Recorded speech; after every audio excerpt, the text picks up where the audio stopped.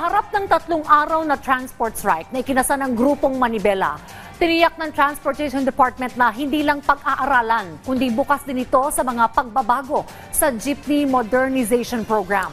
Sa katunayan, plano na ni Transportation Secretary Vince Dizon na makipagpulong sa transport groups. Pero habang isinasagawa ang strike ay nagtutulungan naman ang mga lokal na pamahalaan at iba't ibang ahensya ng gobyerno para matiyak na hindi mahihirapan ang mga pasahero. Yan ang ulat ni Gap Villegas.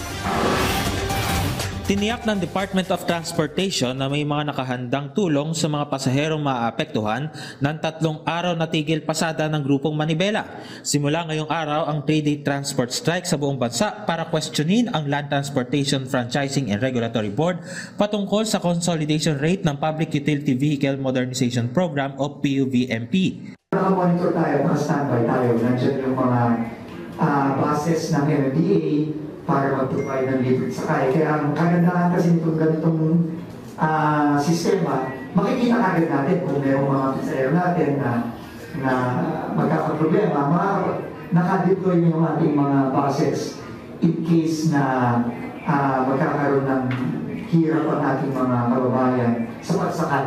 Kasabay rin yan ang pagtulong ng mga LGU at iba pang ahensya para makapagbigay ng libreng sakay. Sa Quezon City, may mga nakadeploy na mga e-trike para matiyak na may mga masasakyan ang mga stranded na pasahero. Ang Philippine Coast Guard nagbigay rin ng tulong para maibsan ang hirap ng mga mananakay.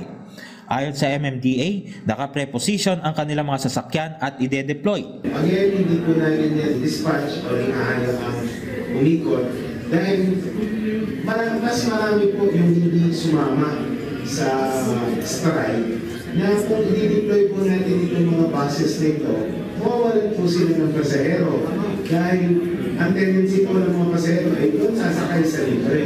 So kaya po tayo ay nagsisingle dispatch kung saan naman po kailangan ng libreng sakay. Bukas ang LTFRB sa pakikipag-usap sa mga transport group na nagtigil pasada pero nilinaw nila na hindi mapagbibigyan ang hiling nilang itigil ang programa. Kasi pag nag-dialogue tayo at ang hihingin mo ay stop this, that's a major decision.